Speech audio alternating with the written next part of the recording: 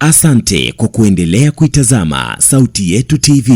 Kama bado hujasubscribe Sauti Yetu TV, gusa kitufe chenye alama nyekundu kisha alama ya kengele ili uwe wa kwanza kupata habari na matukio mbalimbali. Hii ni Sauti Yetu TV. Waziri wa Elimu, Sayansi na Teknolojia Mheshimiwa Profesa Adolf Mkenda amezindua ugawaji wa vifaa vya kielimu na saidizi kwa walimu, wakufunzi na walimu tarajali wenye ulemavu wenye thamani ya shilingi bilioni 5.3. Uzinduzi huo umefanyika Januari 5, 2026 jijini Dodoma, ambapo Waziri Mkenda amesema kuwa serikali inaendelea na utekelezaji wa sera na maboresho ya mitaala na kwamba jitihada za uwekezaji zimewezesha wanafunzi wenye mahitaji maalum kupata elimu bora. Waziri Mkenda amekumbusha alichosisitiza Mheshimiwa Dr. Samia Suluhu Hassan, Rais wa Jamhuri ya Muungano wa Tanzania, kuwa serikali inapotekeleza maendeleo jumuishi itaendeleza jitihada zilizoanza za kuweka miundombinu na vifaa kwa wanafunzi wenye mahitaji maalum katika ngazi zote za elimu. Vifaa vilivyozinduliwa ni pamoja na kompyuta mpakato 688, mashine ya kidigitali ya kurekodia sauti 377, tableti 196, mashine ya braille ya kielektroniki 19, emboza 6, mashine ya kuongeza sauti 7 na seti 4 za kupima usikivu. Nawakaribisha tena rasmi katika tukio hili muhimu la kihistoria ambalo leo tunagawa vifaa saidizi kwa walimu na wakufunzi wa vyuo vya walimu wenye mahitaji maalum na magari kwa wadhibiti ubora wa shule. Kwenye hili la walimu na wakufunzi wenye mahitaji maalum, Naibu Katibu Mkuu amesema vyema. Ni swala linaloonyesha nchi yetu inazingatia haki, utu na usawa, na ni maelekezo ya rais wetu, na amesema vizuri Dr. Hussein kwamba asiachwe mtoto yote kwa sababu ya maumbile yake, na hili tunalofanya ni kutekeleza huo msingi wa nchi yetu na maelekezo ya rais wetu. Mtakumbuka tarehe 1 Februari mwaka jana 2025, Mheshimiwa Dr. Samia Suluhu Hassan, Rais wetu wa Jamhuri ya Muungano wa Tanzania, alizindua rasmi sera ya elimu na mafunzo, na inatosha kuita hivyo hivyo tu, sera ya elimu na mafunzo. Ukitaka ufafanuzi zaidi ni sera ya elimu na mafunzo ya 2014 toleo la 2023. Katika sera hiyo yenye kuleta mageuzi katika sekta ya elimu, mageuzi hayo yanajumuisha uboreshaji wa mitaala inayoweka msisitizo katika utoaji wa elimu ya amali ili kuwezesha vijana wetu wanaohitimu katika ngazi mbalimbali za elimu kuwa na maarifa na ujuzi. Lakini kuhusiana na elimu maalum na jumuishi kwa wanafunzi wenye mahitaji maalum, na niseme elimu jumuishi manake ni kuhakikisha kwamba wenye mahitaji maalum, viziwi kwa mfano, wenye changamoto ya kutembea, wenye mahitaji maalum.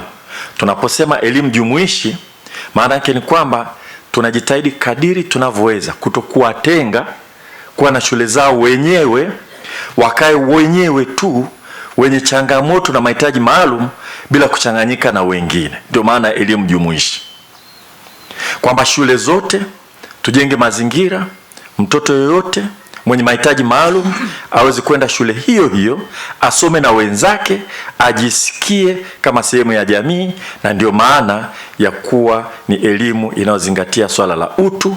Na mnakumbuka dira yetu inasema kazi na utu tunasonga mbele.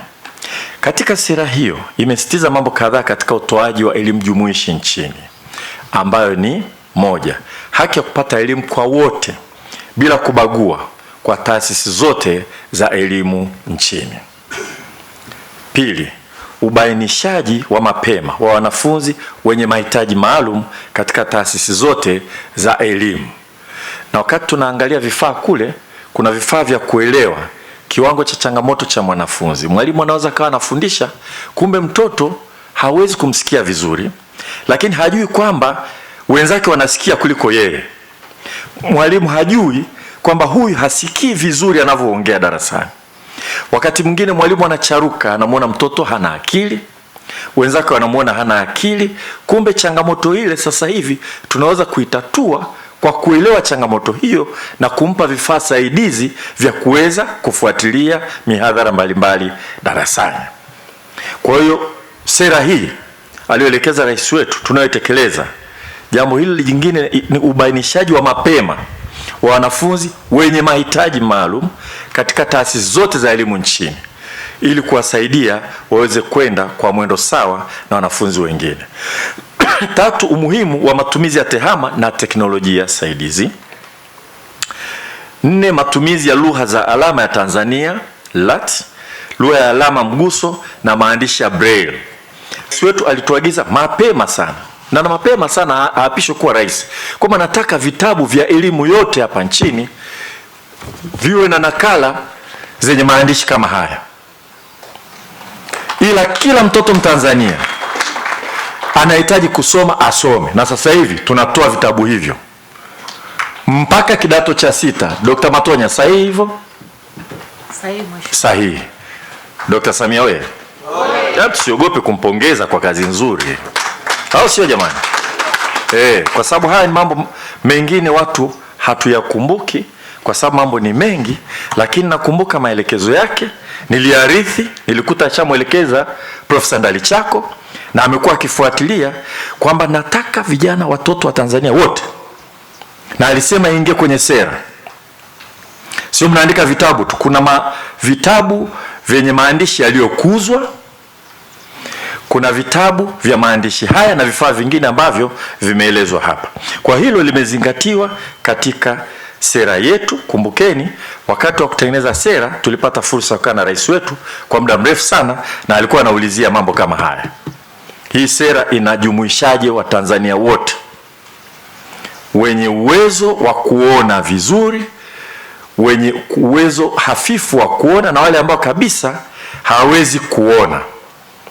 Alisema pamoja kwamba utekelezaji ulikuwa unaendelea, wekeni kwenye sera ili kila mtu akija ajue lazima atekeleze. Vile vile inazingatia miundombinu rafiki na fikivu kwa wote. Kwa shule tunazojenga sasa hivi zote hapa nchini, tunahakikisha viti mwendo vinaweza vikamfikisha mwanafunzi darasani hata kama inabidi aingie na kiti kama kile pale.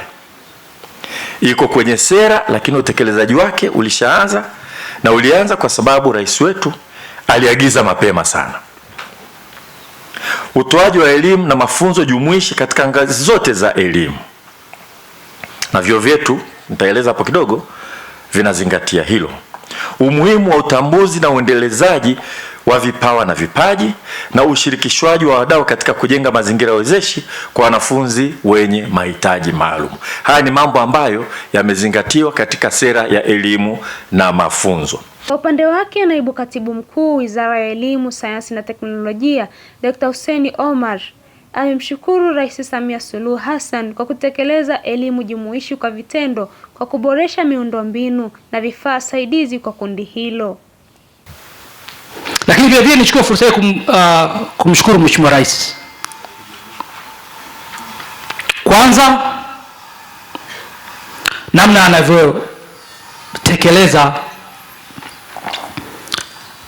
elimu jumuishi kwa vitendo. Wote tunakumbuka Mheshimiwa Rais amekuwa akisisitiza mara kwa mara. Kwa wale tunomfuatilia tumemsikia akisema hakuna mtoto anayepaswa kuachwa nyuma kwa sababu ya hali zake. Kwa hiyo tunachokifanya leo ni tafsiri sahihi ya maelekezo ya Mheshimiwa Rais. Lakini kauli hii haikuishia kwenye maneno pekee, tumeona kwa vitendo. Nitatoa mifano michache tu. Kwanza, kuongeza kwa uwekezaji katika miundombinu ya elimu, lakini ununuzi wa vifaa vya kujifunzia kwa maana vya tehama na teknolojia saidizi. Ametuambia hapa kamishna wa elimu kwamba ili tupandishe hadhi ya mwalimu hatuwezi kukimbia matumizi ya teknolojia. Na anachofanya Mheshimiwa Rais ni uwekezaji kwenye eneo hili kwa ajili ya walimu kupata hadhi katika matumizi ya teknolojia. Lakini vile vile Mheshimiwa Rais ameenda kuimarisha kwa elimu maalum na elimu jumuishi Na hii ni ushuhuda tumepewa hapa na ndugu yetu Bahati Sanga wakati anaeleza, amesema elimu ya sasa hivi ni elimu jumuishi. Kwa hiyo yeye ana nafasi kubwa sana ya kutoa ushuhuda wa namna gani jitihada za Mheshimiwa Rais kweli zimefanya elimu hii kuwa elimu jumuishi. Na pia kwa wale ambao tulikuwa tunamfuatia Mheshimiwa Rais katika hotuba zake wakati wa kipindi cha kampeni, amekuwa mara nyingi akirudia kuhusu elimu kuwa jumuishi. Vifaa hivyo vinatarajiwa kusambazwa katika shule za msingi 309, shule za sekondari 629 na vyuo vya ualimu 10 kwa ajili ya walimu, wakufunzi na walimu tarajali wenye mahitaji maalum katika halmashauri zote 184 nchini. Sitra Ali, Sauti Yetu Online TV.